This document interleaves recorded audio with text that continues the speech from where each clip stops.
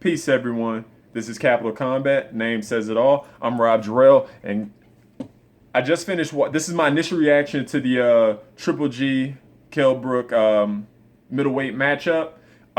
It just ended. They're still doing the interviews and all that stuff. You know what, man? No music, no entrance, no nothing. This is my initial reaction. This TKO victory was bull. That was. I gotta agree with B Hop. That was an early stoppage. That was. I think Kell Brook had more left in the tank. I'm not. His coach's name is Engel. I can't remember his first name, but his coach, I think, threw in that towel too early. And B Hop said it best, and I thought so. And I thought so yesterday when I saw the weigh-in. This would have been the perfect time to really go at Triple G. In the first round, he hurt Kell Brook. If I'm not mistaken, with a left hook. Kell Brook survived. He waved it off, and he started fighting back. And you could tell Kell Brook really wanted this match. He really wanted this fight. He was coming to fight. I gave Triple G the first round. I gave Kell Brook the second round. They were going back and forth. It was actually 2-2 going into this, and Kell Brook got hit with some shots in the last round. And he was fighting back. And I mean, he was really landing some shots on Triple G that was pushing Triple G back and make him back off. And what I could tell in the fight is that Triple G was really sucking in air. He was tired. He was lethargic. He's very heavy-handed, but his punches didn't, again, like B Hop said, and we all noticed, it just didn't have that snap that's normally on his punches. He didn't look fresh. Kell Brook was looking more and more fresh. They were both getting ready. They were both suffering some damages. Kell Brook had some damage over his right eye, if I'm not mistaken, from the jab. But with that onslaught, I would say he was shaky. He was hurt, but he was still kind of in it. And I think Triple G was more surprised that he wasn't out of there. He never went down. He didn't really look like he was getting ready to go down. And I'm kind of looking at these replays that they're playing, and I think it would have been more fair to Kell Brook, given that the shape that Triple G in, because to me, they say he looked focused, that he wasn't sick. There was a report that he was sick. I don't think he was sick, but he just didn't look good. He didn't look good at the weigh-in. He didn't look good coming out. To me, he didn't look that great in the fight. Now, granted, he's still going to be better than any middleweight, but I think with Kell Brook being that his confidence, his size, his strength, his ability, he should have been allowed to finish the round and maybe see what he had in the next round. At least, if you're gonna stop a fighter or a man's gonna be knocked out, let him be knocked out in this. And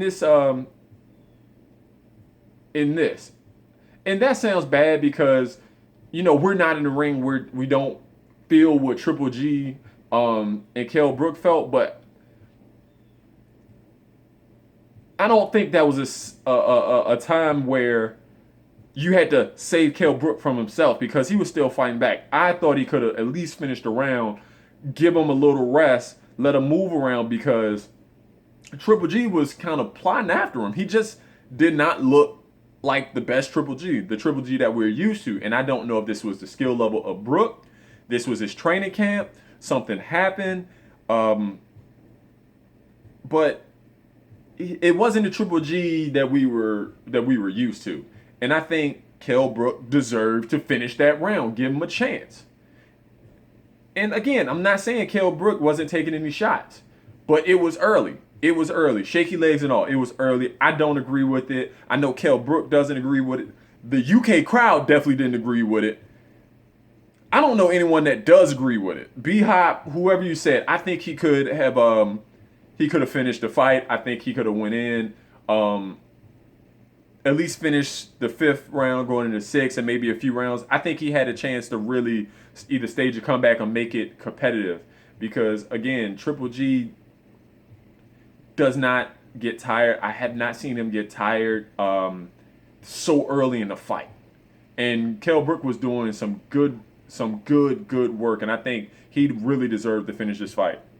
But that's all I got for you. I might bring an initial reaction tonight when Chocolatito Gonzalez fights Carlos Cuadras. on HBO tonight. They're going to replay the Triple G Kell Brook fight as well before that one. And tell me what you think. I'm gonna post this. This is early. This is initial reaction. We're gonna break down in full tomorrow with Hakeem. Not tomorrow. It should come Monday or Tuesday. What we think, and knowing that Danny Jacobs just beat Sergio Moore, he called out Triple G. And I'm gonna be honest.